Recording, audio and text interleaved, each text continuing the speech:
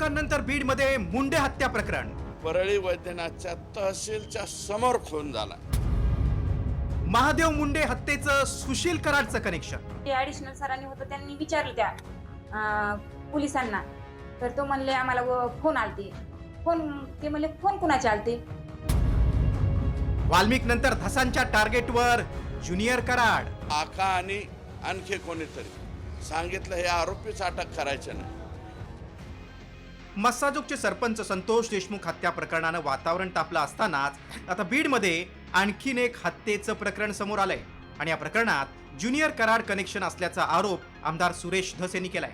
महादेव मुंडे हत्या प्रकरणात धसांनी थेट वाल्मिकचा मुलगा सुशीलचं नाव घेत खळबळजनक आरोप केले. त्यामुळे वाल्मिक पाठोपाठ मुलगा सुशील कराडच्याही अडचणी वाढण्याची शक्यता आहे. मात्र हत्या झालेले महादेव मुंडे कोण आहेत ते पाहूया. महादेव मुंडे परळीतल्या कन्हेरवाडीचे दूध व्यावसायिक. 2022 मध्ये भोपळा गाव सोडून अंबाजोगाईला स्थलांतर केलं.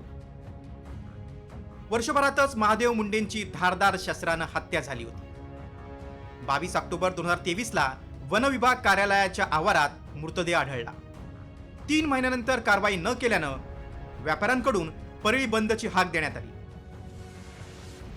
तब्बल 15 महिन्यांपासून महादेव मुंडेच्या हत्या प्रकरणातील आरोपींचा छडा लागला नाही. मात्र सुशील कराडनं मुंडे कुटुंबाला 150 कॉल केल्याचा आरोप होतोय.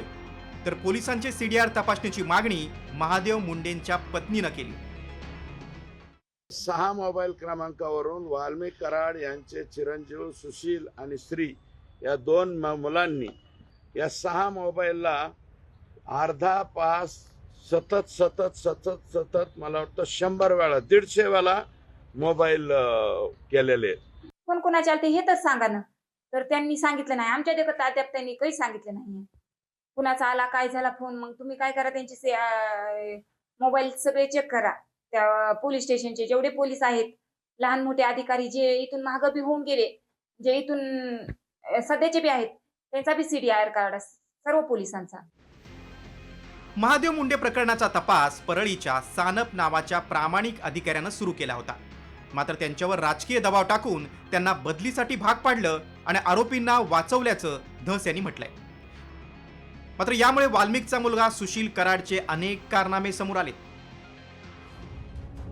मॅनेजरच्या घरात घुसून मुलीला मारहाण, रिव्हॉल्व्हरचा धाक दाखवून मॅनेजरकडून ट्रक, सोनं आणि प्लॉट हडपल्याचा आरोप.